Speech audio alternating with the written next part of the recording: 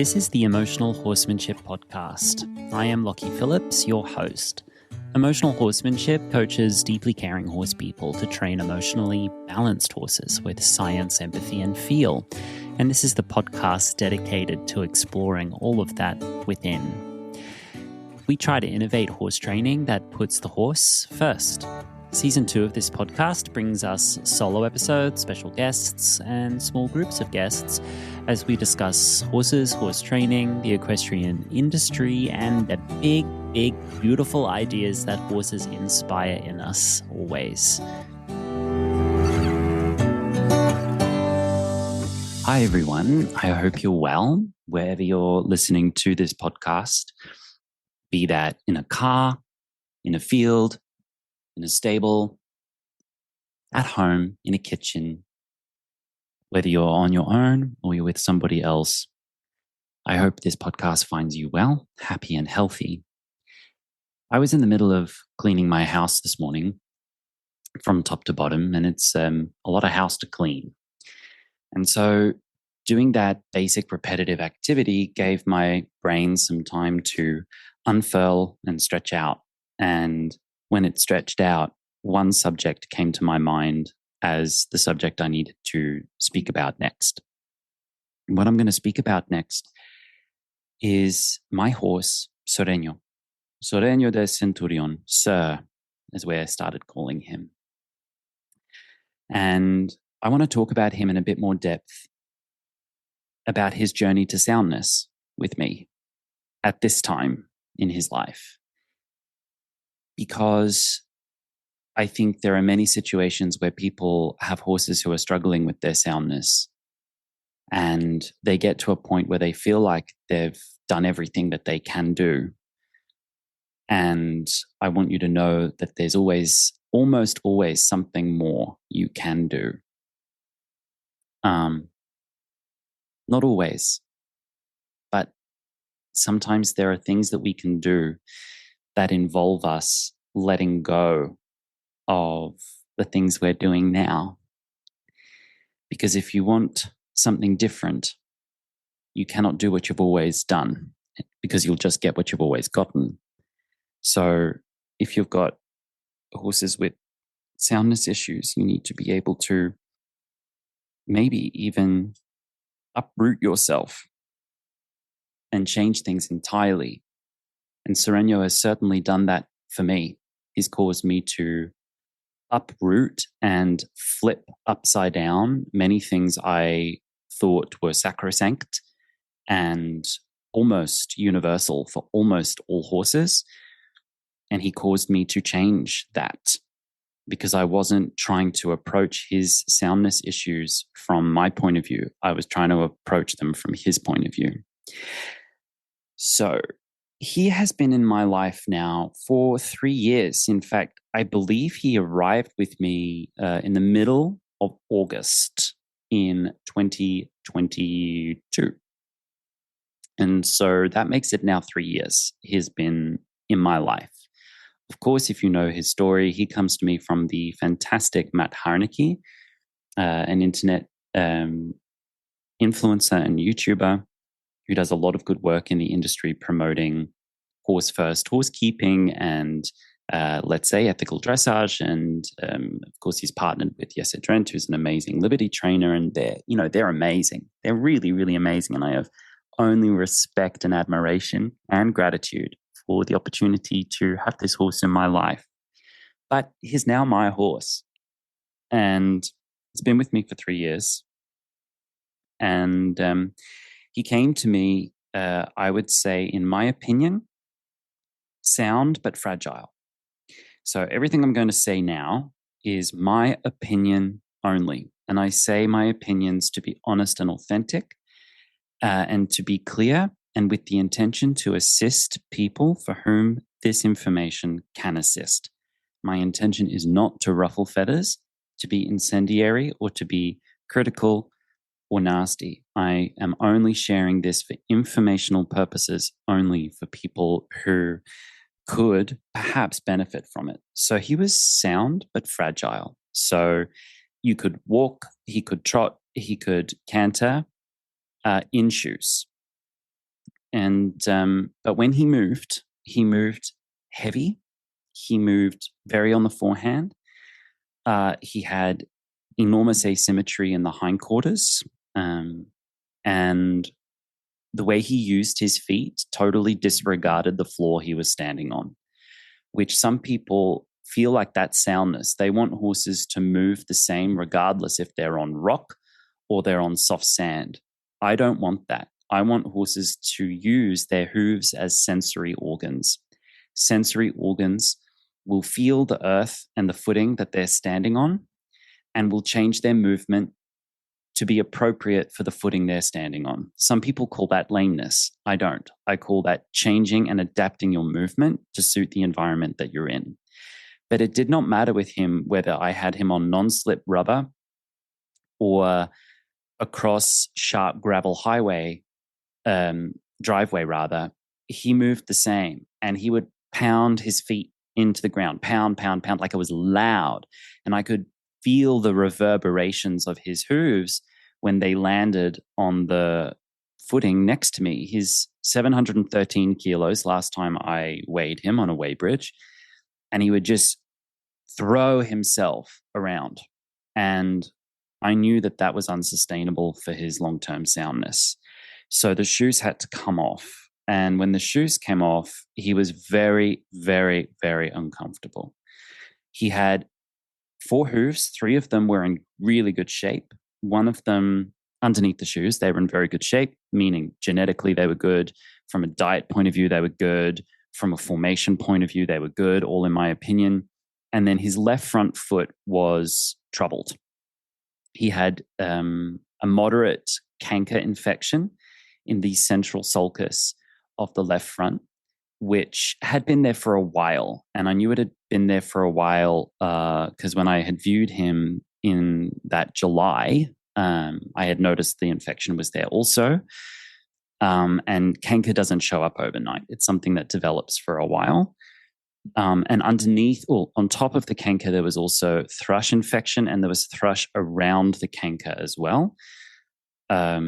And his shoes had been on for a long time. I was given the option if I wanted the shoes to come off and to him to get reshod or just trimmed up before the travel. But I chose not to. I chose to leave his shoes on, even though they had been on for over 12 weeks, because I didn't want to put a horse who's never been barefoot, not since the age of 2, onto a trailer across Europe barefoot if they've not been barefoot, because that would just be cruel. And I didn't want to reshoe him because I knew that I'd be starting an entirely new procedure with him when he arrived, and I didn't want to have to wait to grow the shoes out to do that. And so I decided just to leave them on. So, you can't compare brand new shoeing to a shoe that's been on for 12 weeks, but the feet didn't look great. So I had to trim them up. Shoes came off. He was really uncomfortable. We had him at a rehab yard. And this rehab yard specialized in retired horses, horses with health issues, broodmares and stallions. That's what they specialized in. He was in what was a lifestyle in transition between where he had come from and where I would have him in the future.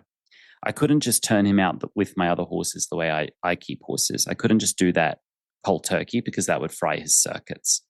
So that was probably the first things that I did to recover his soundness, because he was fragile. Pounding the feet into the ground. There was some head flinching at transitions, very mild. Someone could attribute that to his personality, but I attributed that to self-protective mechanism. He had a lot of brace to the rein, almost invited me to ride with very, very strong hands, even though I didn't want to. That was also corroborated by my osteopath. When the osteopath looked at him, he was quite asymmetrical, very, very stiff, unbalanced. So one little balance exercise I have is gently pressing onto the withers and asking the withers to move an inch away from my hand and then releasing like a pulse, press, release, press, release. And if a horse is sound, they'll be able to move their spine, adjust, and come back. The first time I did that, he almost tripped over and turned and looked at me and bit me. So he was only sound if he fixed himself in one position and stayed there. He didn't know how to adapt his body. He didn't know how to integrate with different environments. He didn't know how to listen to his own body as he moved, in my opinion. That's in my opinion. And yeah, I had to start turning him out, but I couldn't turn him out carte blanche. So we put him in what was a probably 20 meters wide by, I'd say, 30 meters long pen. Half of that was roofed. And underneath that roof, there was 2 to 3 foot deep, clean straw bedding. So very, very deep, very soft bedding. And on the other half of this pen, I got 300 euros worth of soft river sand delivered. So that's what he was living on, very controlled footing. I put him in boots with shock absorbing qualities, with insoles inside the boots, on a mild painkiller, and he was still standing on the 3 foot deep footing. Uncomfortable. That's how uncomfortable he was outside of the shoe. Now, I'm not here to criticize anyone who shoes horses, because I've 50-50 in my career, worked with shod barefoot horses, and now I use glue-on shoes, etc. But in my opinion, if a horse isn't sound for the paddock without metal on their feet, in my opinion, they're not sound, in my opinion. So I started working on that. Over the next couple of years, I started rehabilitating his feet, especially the left front. And right now, he is sound in the paddock on his natural feet. I do use glue-on shoes with him, particularly when it is summer and the footing is harder, and when I'm going to work him on harder footing. And the glue-on shoes allow the foot to function in the same way as a barefoot or a natural foot functions, meaning there's no peripheral load, there's solar loading, there's frog load, and I'm not causing caudal hoof failure by allowing the frog to fall through an open-heeled shoe. It's all supported. So it's just, you basically put a Michelin tire on the end of the foot, and the foot is totally flexible. The shoe is totally flexible. It's literally just putting like an Adidas sneaker on a horse's foot. And I do those on and I do those off, and I can train him without them, and I can train him with them.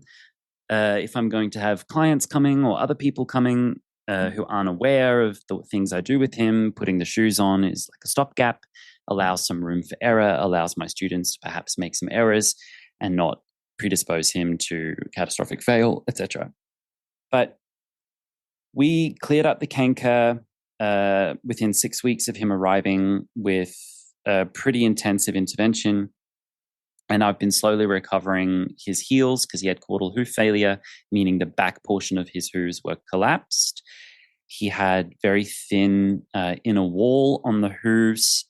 His weight loading structures, natural weight loading structures on the hooves were kind of atrophied and brittle and weak. So it's taken several growths of the hoof capsule for the hoof to grow in stronger, and it is growing in stronger. And we're doing well. If I had to charge for the public, for a client, the amount of hoof care I've done on Sureño since he's come to me, the price would be somewhere in the region of 15 to 20,000 euros worth of hoof care. If I was charging that for the public, including displacement, taxes, hoof armor, medications, hoof boots, trims, assessments, if I had to charge that for the public, it would be 15 to 20 grand worth of hoof care on him. And then subsequently, if I had to charge for the public the amount of training, we're looking in the region of 30K. If I had to charge for the public the amount of time, energy, effort I've spent on his training and his rehabilitation since the last 3 years. So it's about 10 grand a year. If I had to charge that for the public, that's what I've been investing into him. So hoof care was the first step to his soundness. Giving him back his natural hoof taught him that he cannot just blindly blunder and throw his feet onto any footing, irregardless of what the footing is, and call that sound. He has to use his feet as a sensory organ and wonder, am I standing on sand? Am I standing on rock? Am I standing on a tree? Am I standing on grass? Am I on concrete? Am I on rubber? Where am I right now? And I now have to think about how my body works here now. I cannot just move like I'm in a vacuum. I cannot move like I'm on a perfectly groomed and drained arena. I have to move like a natural horse moves when they move through nature. So that's been giving him back his soundness, because something changes in a horse's biomechanics when they do that. If they are on footing that they perceive requires caution, connective tissues engage, which typically would not engage if they were not feeling through their feet into their environment. Those connective tissues, little ligaments, little slings and chains of muscles, chain reactions of muscles that cascade from the feet up through the body, actually stabilize the body. It increases proprioception, meaning the ability to feel where you are in space. It increases natural stabilizers and shock absorbers, meaning if he was to step on something that throws him off balance, instead of him just blundering onto that and breaking something, he steps on that and the body ameliorates. One of my favorite words in English language. Ameliorates, meaning to absorb safely whatever it was that he stepped on that could have, on another animal or in another lifetime, injured him. You hear these stories of horses that are turned out and get injured in the paddock, and that can happen to anybody, but it's most likely to happen to horses who are not using their feet as sensory organs, who don't have acute proprioceptive capabilities, and whose natural stabilizing ability has been worn down or annihilated by lifestyles and training that tell horses not to think about their own body, but to think about aids and to think about action. So he's now feeling of his body. If he's walking on sand, he knows he's walking on sand. If he's walking on rock, he knows he's walking on rock, and he changes and he thinks about where he puts his feet. He thinks about how he puts his feet. He thinks about what movement is appropriate on this footing, what movement isn't appropriate on this footing. And we were, in the rehab livery for about a year, and then we moved him home. And I moved him home and turned him out on a track system. And track system initially with just natural footing, just earth and a bit of mud too with grass. And over the last 2 years, I've eliminated all the mud and I have a fully surfaced winter track, and they're on grass in the summertime. And he is turned out 24/7, 365. Now, we had some pretty serious Atlantic storms in my first winter here. And he came up to the house during the Atlantic storm and even looked into my living room through the front door of my house and said, "When are you going to put me in a stable?" I said, "I'm not. You're going to go out there and you're going to figure this out." The first time he was turned out in the rain without a rug, he ran like a wild thing, like it was a party. My other horses just put their heads down and ate, because they know in hard weather what you're supposed to do is load up on calories to stay warm and to save energy to stay sound. But he thought this was fun, so he ran about, right? Like a crazy thing. Almost in a way that made me wonder, oh God, is he going to hurt himself? Is he going to hurt himself? But instead of my anxiety controlling his care, my confidence controlled his care. And I said, well, if he hurts himself from running around, I want him to learn that that was a stupid idea. Now, some people would say that that's unethical, but I say that's my horse, it's my choice. And he didn't. He didn't hurt himself. So the first couple of storms he ran around. By the second or third storm, when he realized he wasn't going to get turned in and he didn't have to go bombing around the fields like the turnout was about to end, he learned how to save his energy. And he would go to the hay, load up on hay, get his rug on, save energy, go to the shelter when he wanted to. And he just started learning how to make his own choices. That has also been instrumental for his soundness, because now not only are his feet feeling of the world, but he's feeling of his whole body's placement in the world relative to the season, relative to the weather. And that changes a way a horse's body is used, even in the training. Because let's say, for example, it's a cold day. where the joints are a little colder. And even if you've warmed them up, on a cold day, if the joints are a little colder, horses should reserve certain energetic reserves and not be extra energetic in that training, because they need that energy later in their life. If they were to use that energy in the training, then they don't have it later in their life when they might need it. Let's say something spooked them in a bush in the middle of the night whilst they're turned out.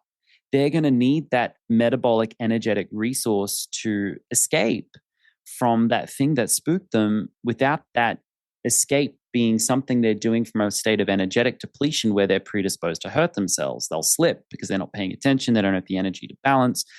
But if they're fully resourced, they can escape without hurting themselves, which means in the training, I'll ask for certain things and he'll kind of say to me, no.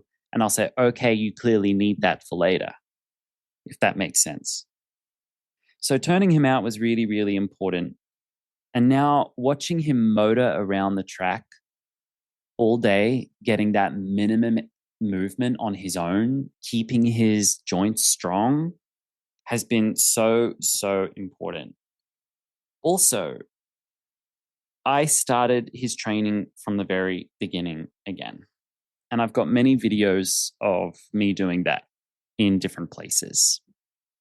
First, the training involved doing what he knew and then slowly removing elements of what he knew from the training, one layer at a time. I call that de-escalation. So I started riding him and training him the way he understood, the way he knew how, and then I started taking away things that he knew or things that he expected I would do or say or ask or respond. I started taking them away. And eventually I ended up with nothing. And I've got videos of nothing, videos of me attempting to mount him and he says no, of attempting to move forward and he says no, attempting to lunge, groundwork, even mare fall bonding, he says no.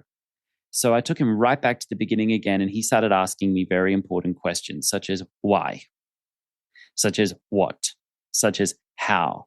And from this place of total beginning, I was able to start again. I was able to change his relationship to pressure, change his relationship to reins and rein contact, change his relationship to how he connected his feet to his rider's aids, change his connection between his spine and the ground, that he can adapt and he can change and he can move. He doesn't have to fix, hold, and stay the way he was. So that's been really fun. And then I went down a period where I started attempting to remove his compensations because, well, many very good people told me I should and gave me good ideas of how to do that, because he had a lot of compensations in his body, a lot of asymmetries. So I started removing them. And initially when I removed them, he was suddenly a lot better, initially. And then out of the blue, he became neurological, mildly neurological last summer, about a year ago. He couldn't put his head down to eat from the ground, and every now and then misfired in the hind.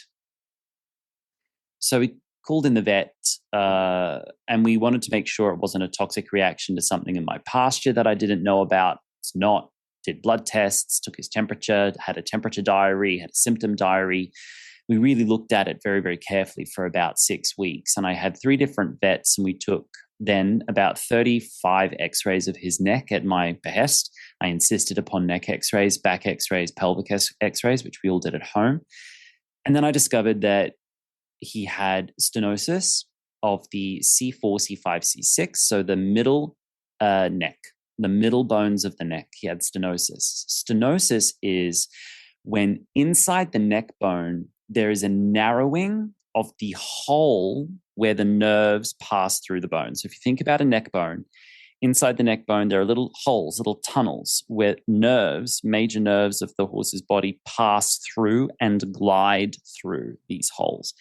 His nerve holes in his neck bones, 3 of his middle neck bones, are narrow, meaning they're liable for pinching, especially when you're stretching the horse out and open too much. and especially when you're compressing the horse in the front too much. What I was doing is doing a lot of open out over the neck, long and low, lots of horizontal balance, and lots of decompensating him in a horizontal balance. So removing muscle tension in horizontal balance, which I discovered was muscle tension his neck bones needed to stop his bones from pinching his nerves. So when I removed that muscle compensation, now his nerves were totally vulnerable to being pinched and to being caught inside his neck bones, which we believe is what happened. Also, we discovered that the last neck bone of his body, his C7, is at an unusual angle. It's at a very steeply angled position compared to a typical horse. And as a result, he has developed some bony remodeling between the C7 and the C6. So the last and the second last neck bone. Arthritis. It's arthritis. Mild, but it's there. And that is not genetic. Stenosis is genetic. The narrowing of the nerve channel is genetic. The arthritis at the base of the neck is based upon use. And I asked my vet what kind of use. He said, riding behind the vertical. That's what he said, which I haven't done with him. So he said, what you should do is stop riding this horse with a bit or stop riding him altogether. I said, well, I'm going to try. Riding him without a bit is not a problem, but I'm going to see if riding can be part of his rehab. Because if you think about it, if you've got a problem that requires muscle strength to support that problem, loading that muscle with weight is a beautiful way to strengthen that muscle. And what if that weight wasn't a dead weight, but a weight of an animal that you have a relationship with that communicates to you and can feel your body and help you figure out how to lift it while you're lifting it, such as riding. So that's what I've discovered I've been doing. Whereas my ethical ego says ride horses long and low first before you lift their pole up, right? That's what I've almost always done. With Sureño, that's contraindicated based upon his pathology, which is why I've got a big problem with any trainer who prescribes almost medical biomechanical adjustments and rules to a horse without a full set of x-rays. You need a fleet of x-rays in horses before you can start saying to somebody about their horse, that horse must do this position, not that position. That horse must use this muscle, not that muscle. If you're saying that to someone and you don't have a full fleet of x-rays around that area, you could be leading someone into a situation through good intentions that might not be appropriate for that animal because you don't know exactly what they're living with. And you think that these genetic abnormalities and bony deformations are rare. They're not. They're extremely common, actually. So I just think it's good practice that if you're going to train horses and you're going to start getting more and more specific about biomechanics or about position and posture and about way of going, I think it's really good practice to x-ray the areas that you're going to be training more specifically. If you're going to be a bit more hands-off and more general and allowing the horse to choose where they want to be with their body, then maybe not. But if you're going to get more specific about positioning and about mechanics, x-ray the animal. Yeah. So I stopped riding him in horizontal balance with decompensation. I stop riding him, well, not completely. I allow him to do it a little bit. But when he does it, I take my leg off and I add no further engine, no impulsion. I do not want to add extra energy to deep stretch across the neck because I want him to be careful and cautious when he goes down. And I have no problem saying to him, that's enough deep stretching. We're going to lift up now. That's enough. Lift up now. So I have been controlling, titrating his exposure to that much deep stretch. And it's been working. And I started doing something that years ago I frowned upon, which was riding a horse with an elevated head position, more or less from the beginning. Whoop. Yeah. And asking for collections sooner rather than later. And asking them to use the top line across their neck in a way that connects everything back into the withers. Basically, if you want to imagine his neck like a bow and arrow, I imagine that I pull back on the bow from the middle of the top of his neck. not compressing and basculing and rounding him to the bit, but pulling it back up and over into my seat to kind of lift up at the middle neck bones, create strong ties to them with the muscles there, because he's got a lot of muscle there, and lifting them up and holding them up. And the more I've done that, the sounder he's gotten.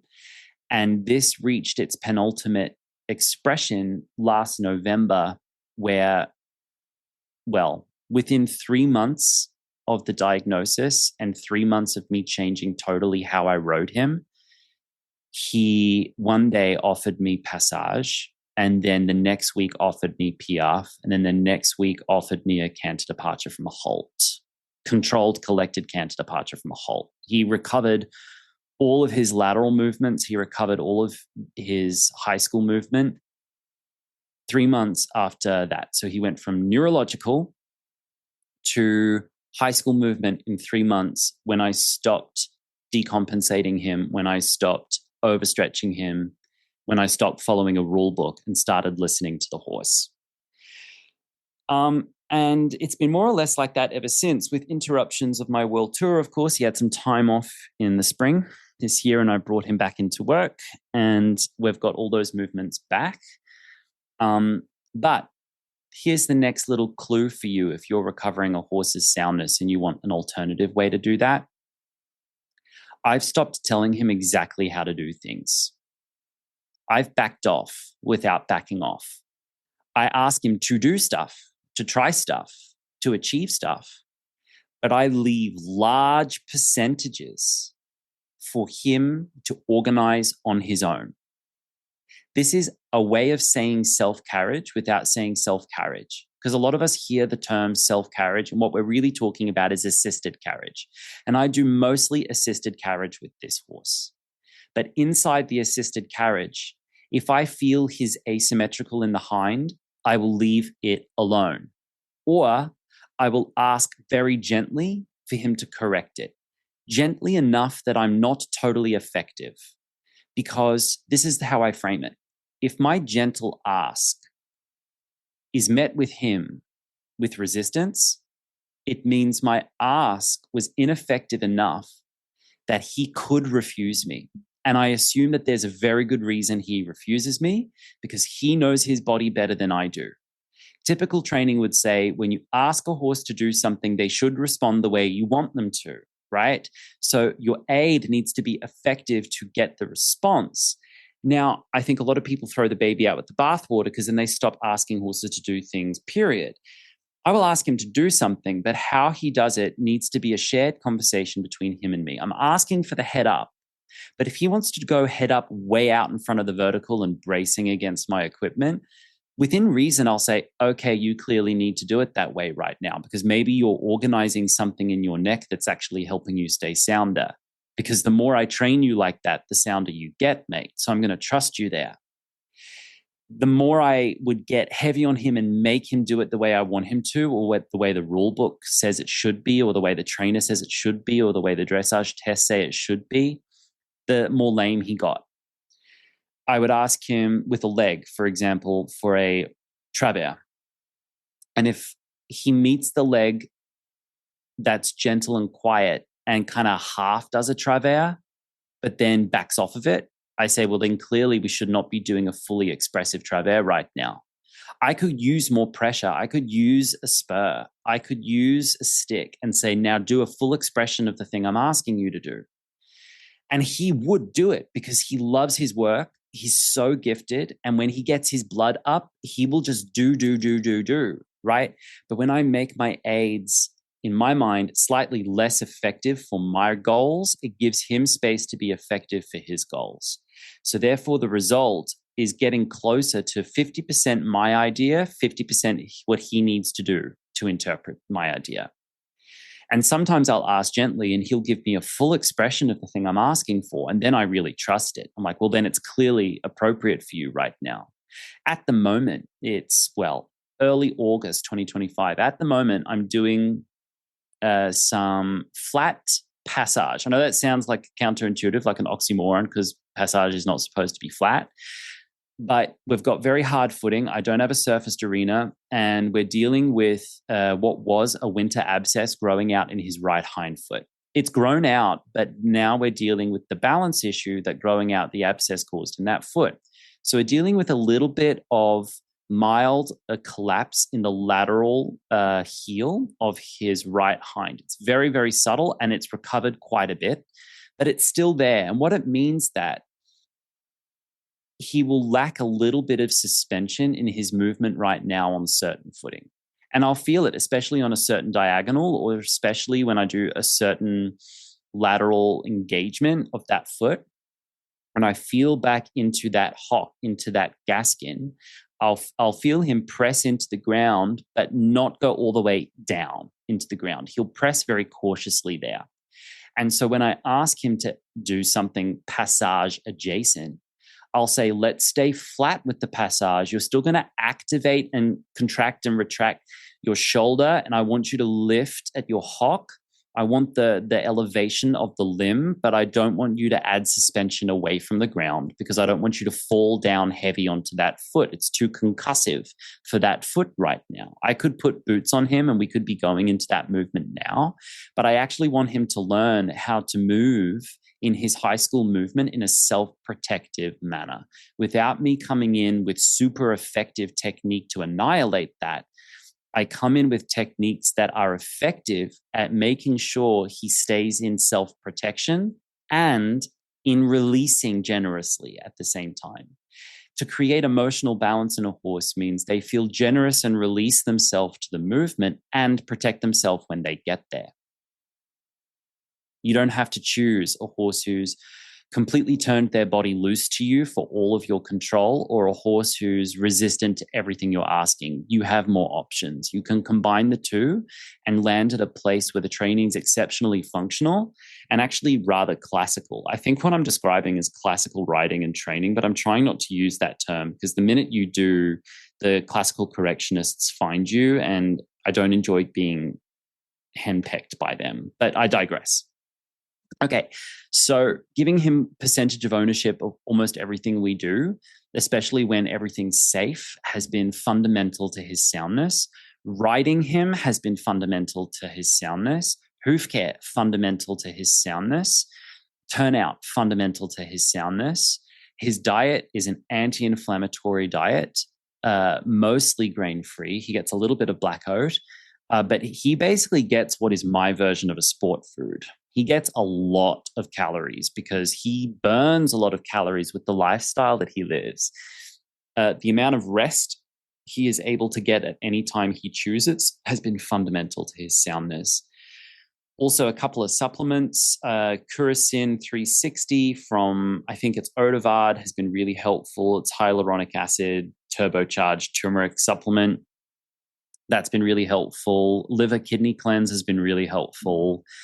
A certain joint supplement's been really helpful. Balance has been really helpful. All of that's been working really, really well. And now that he allows me to circle him and lunge him within reason, I can start to really build him up.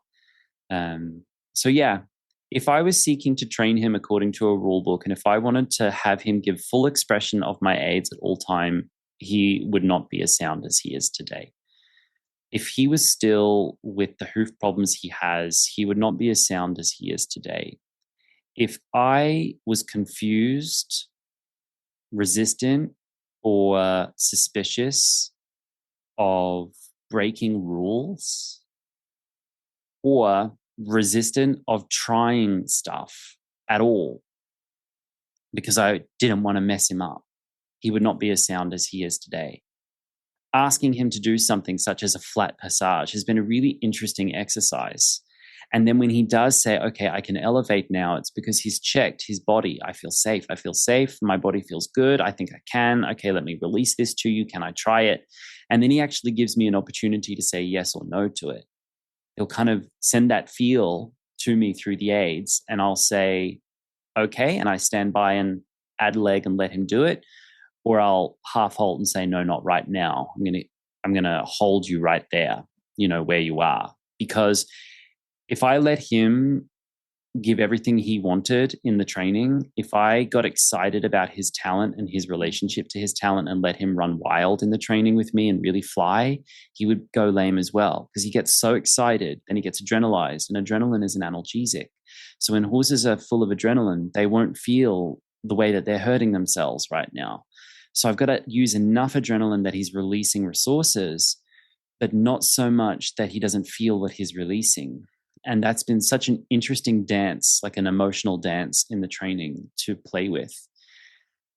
And the result has been a horse that gets sounder, softer, and more connected to me the more I train him. Anyway, I don't know if any of this has helped anyone.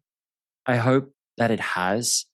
And my dream is to be able to have a working schedule and the financial luxury to be able to pull together a YouTube video for free where I show this process with specific examples of what this actually looks like. So I'm talking about it and people think it's an abstract idea, but I promise you it's very practical. And I've got examples across my school and across my courses, but people often don't see the solution when the solution's right in front of them without me explaining it, because it often looks rather innocuous and easy to ignore. So I'd love to do that, but I don't have that luxury right now. By the way, a totally different subject. Someone wrote to me on social media this week, very lovely message, very kind message, basically asking me which podcast platform is paying me the best. I said, sorry? Oh, which one's paying you the best? I said, none of them. They went, what? I said, yeah, you know that I create this podcast for free. I don't get paid to make it. I don't get sponsorship deals. I get no money from my streaming platforms, nothing. It's totally unmonetized. So every single episode that I've ever created has been something I've done totally for free. That's why you notice that I'm telling you about the different courses and offers that I have available, because you signing up for those allows me to continue putting this out there in the world. I have 15,000 YouTube subscribers. I barely put anything out there because I don't have the luxury to do that right now, right? Because it costs so much time to put that together properly. And I don't have the luxury to be doing that right now, especially when I've got a fleet of clients that are paying bills that really are taking my time in a way that I love. So if you want to support this podcast, go buy a course, go sign up for the school, be a member in my business. I'm about to set up a page on my website where you can donate to the podcast. I also had a message this week, someone saying, an old client of mine who just had a baby, and so they're taking some time off training, saying, hey, I just want to send you a donation. I want to buy you some time. I want to buy you an hour of time to do what you want, Lucky. I can't do that on your new website. I'm like, okay, maybe I need to open that back up again. So I'm going to be opening that up on the website soon. So people who don't necessarily want a course or have time for a course can, if they want to sponsor a podcast episode, if you want to sponsor a YouTube video, I'm going to have those options there. If you want to sponsor someone else to get access to a course, like sponsor to a financial planning fund, a financial assistance fund, I'm going to make that available. My dream at some point in the next 5 years is to open up a nonprofit arm of my business where I can create free opportunities for people. I can't do that right now because, funnily enough, opening up a charity is one of the most expensive things you can ever do. You actually have to be like crazy wealthy to do that right. Yeah. And I'm not. So at this moment in time, I have to have it the way it is. But yeah, go ahead, sign up for a course, sign up for the school. The school's €19 a month. It's very accessible. Start anytime, stop anytime. Then you can sign up for courses. I've got payment plans set up for courses to make it easier for people. There is financial aid available if you want to enter Homecoming 3 as a live delivery student. Come and join us, because then me just sitting here quickly in the middle of cleaning my house to tell you about Sureño's journey and his journey to soundness could become like a YouTube tutorial where I could give you actionable steps and visual real life examples of what that looked like. Because instead of this taking 1 hour of my time, a YouTube video would be 6-7 hours of work to do it right. So yeah, I hope that was helpful. And I hope you're doing well out there in the world. If you've got a horse with soundness issues, I want you to know that rest is good, but box rest creates sometimes, in my opinion, more problems than it fixes. Turnout and protecting them in the turnout, giving them back movement. The more they move, the sounder they get. The more they move in a way that they organize, the sounder they get. And creating a relationship to your horse in training where you don't dominate all of the aids and where their responses aren't an expression of your fastidious execution of every single detail of their biomechanics, but where their biomechanics is a fastidious reflection of the way you've facilitated them to self-organize that position. It's called self-carriage for a reason. Have a great day, guys. See you next time. Bye. You've been listening to the Emotional Horsemanship podcast. That was a solo episode that felt like Sureño's journey to soundness. If you'd like to support my work and the continuation of this podcast, you can buy a course or enter into the Emotional Horsemanship School by going to emotionalhorsemanship.com. Do not worry though, because if you don't want to do that, I'm going to be having a donate and support option available for you very soon. Also, you can support this podcast by downloading, sharing with your friends, and talking about it with your friends. That's another way that you can support and costs you nothing. Thanks for being here. I hope that was interesting and I hope that that was helpful. And I'll see you next time. Bye for now.